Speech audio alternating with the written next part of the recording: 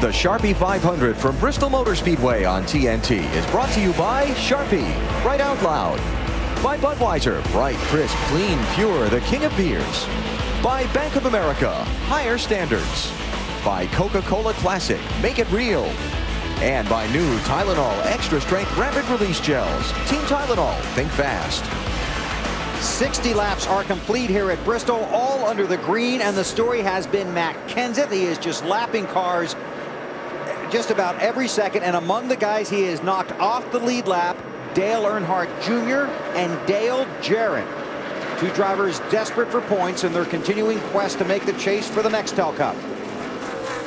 Kenseth leads. Let's take you through the field here at Bristol, beginning with Alan Bestwick. Not much on Matt Kenseth's radio, Bill, except his spotter Mike Kalinov. Clear, inside, outside, good job. Just a little loose off the corners for Kenseth. Marty? Jeff Gordon came in out of the championship, trying to get back into the championship, running second, says loose in and off, tight in the middle of the corners, and that's getting a little bit worse for Gordon. Alan? Greg Biffle told me earlier today he thought he had a very, very good race car for this race tonight. Just wanted to keep it in one piece for the first two-thirds of the race and then go after it from there. Dave? Dave Blaney is being coached to take a little higher line off the corner. He says it feels like the car pushes when I do that. They say, you know what? You're faster. Take that line. Alan? Just talked to Len Wood, one of the co-owners of Ricky Rudd's car. I said, has Ricky said anything on the radio? He said, not a word, which is very good. Ken Schrader talked with Kenny just before the start of the race. Thought he had a very, very good car tonight, but he said, you know, I thought that a lot here at Bristol and wound up crashed in the fence by the end of the night. Brian Newman had some radio troubles in the early laps of the race. Roger Penske was having trouble communicating with him. Penske spotting for him tonight. They seem to have gotten that sorted out. Marty? Alan, Jeremy Mayfield came on the radio, said it feels like I'm abusing the right rear tire. Car feels a little bit too loose from the center off from Jeremy. He finished, Dave? If Johnny Bravo, riding with Kyle Busch, needs a new catchphrase, how about get a grip? That's what his driver needs the first time they decide to pit. The 97 of Kurt Busch, I talked to him just before the start of the race. He told me my car is only fair. We'll have to see how we can adjust it. Thanks, guys. The top 10 as of right now. Matt Kenseth continues to lead, trying to put Sterling Marlin a lap down. Kenseth a half-second lead over Jeff Gordon. Back through the field, Alan. Well, Bill, Elliott Sadler started this race in the 9th position. He slipped back just a couple of spots. Elliott looking for a little help with his car's turning ability in the center of the corner. Caution's out. For Sterling Marlin, who was right in front of Matt Kenseth. So our first caution of the night, 68 laps are complete. He has pancaked the right side. That right side is flat. It's not supposed to be. Let's see what happened. Goes in the corner, direct in front of the 17 car. And all of a sudden, the right front tire goes flat. Or it could have been another problem. We saw that last night where we had upper control arm break, so we're not sure. But and how weird is that? Something, well, this is a tough racetrack. Travis Quapple is the lucky dog. He will get to come around and be on the lead lap.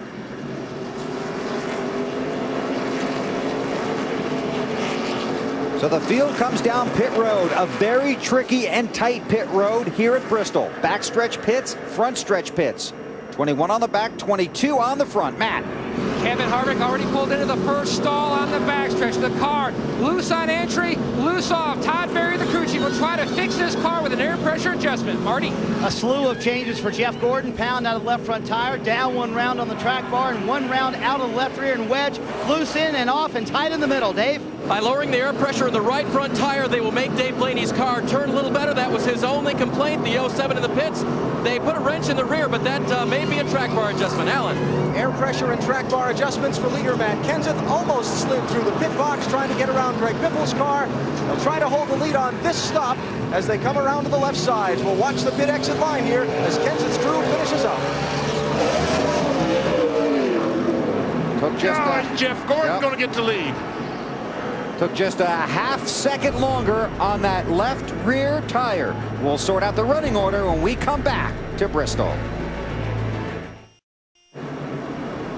The field coming to get the green. Here's the Craftsman pit summary. Matt Kenseth out second, Jeff Gordon out first, and Greg Biffle maintaining the third position. Pace vehicle to pit road, getting ready to go green.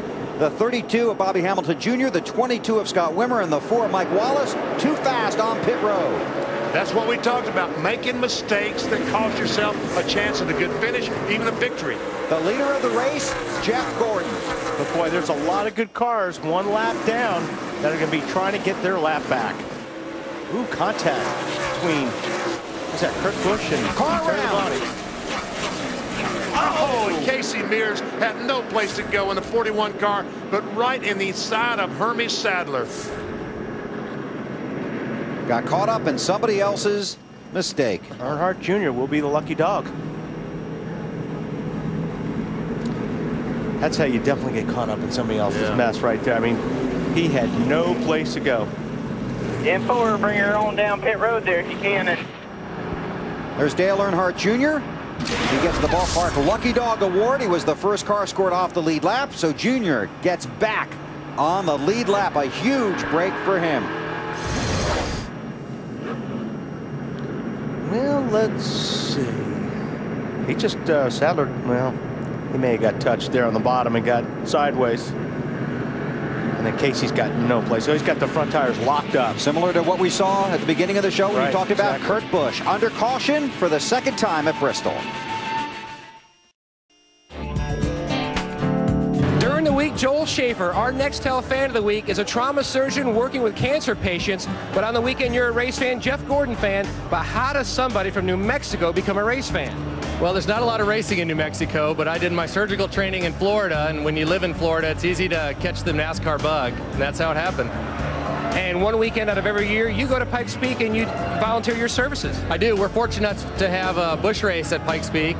We go out one summer, every summer, and take care of the infield care center and any of the drivers or pit crews that have any trouble.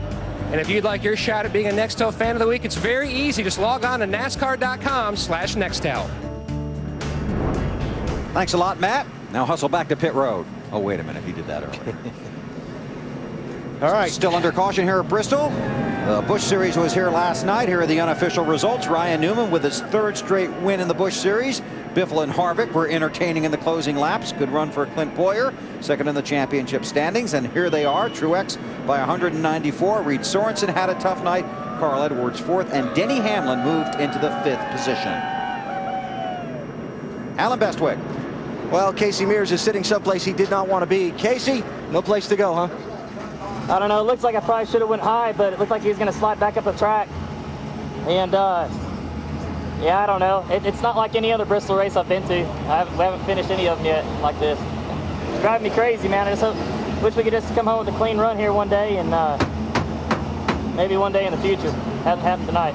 All right, tough luck for Casey tonight. Bill, if you check his finishing record, you know he's not had any luck here at all. Very disappointing.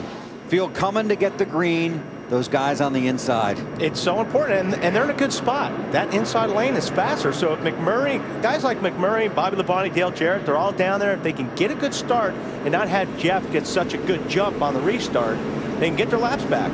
And that's why caution flags breed caution flags at Bristol. Green. You put these cars side by side, and something's got to give. Usually it's a crash. Man, Jeff Gordon got a grand start. And Matt Kenseth gets clear of the 42 of McMurray.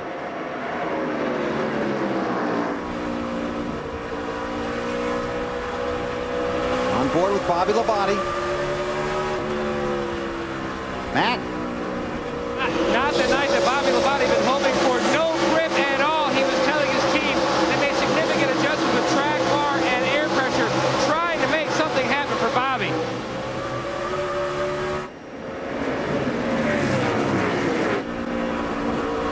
First 10 or 12 single file. Bobby Labonte can get by Jamie McMurray, at least be in the position for the lucky dog, but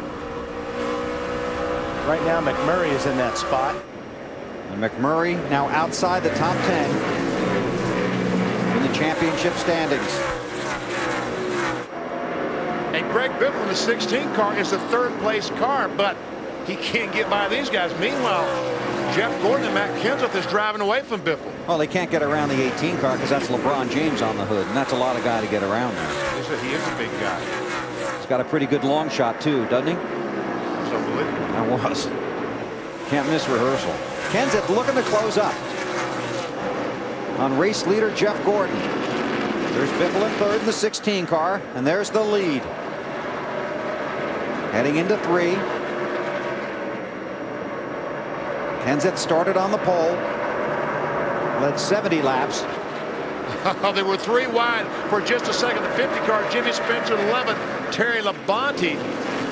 And that's how long you can be 3 wide here. A second before trouble happens. It's Ken Schrader looking on the inside of Terry Labonte. There we see Robbie Gordon at 7. There's a group right there, folks. Robbie Gordon, Jimmy Spencer, and Terry Labonte. If you were going to be 3 wide, I'd pretty much guess that Gordon and Spencer might be 2 of them. Yeah. Jeff Gordon, the race leader. Kenseth in second.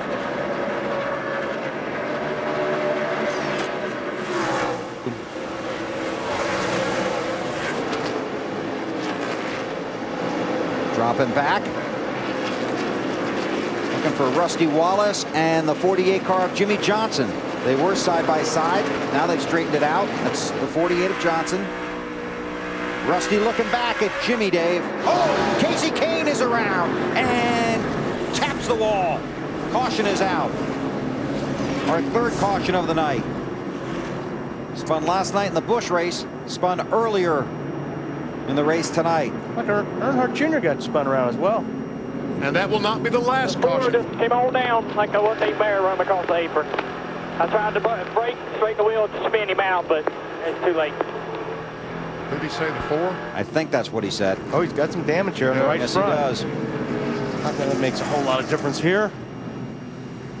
Well, we talked about it. This race will definitely end somebody's chances to make the chase tonight. And Earnhardt already hanging by a thread. Jamie McMurray will be the lucky dog. Let's see if we can see what happens here. Well, this started pretty early. It looked like Harvick got into Casey Kane. Tell you what, let's ride with Kevin Harvick and see what happens.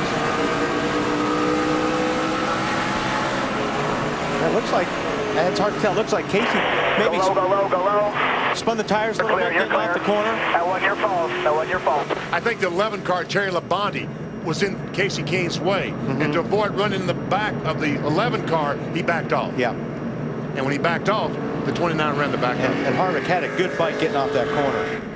Now we see Earnhardt Jr. going around. And the 4 car, Mike Wallace, made contact with the outside retaining wall. On board with 8. Back her down. Junior nowhere to go. Goes around. Caution at Bristol.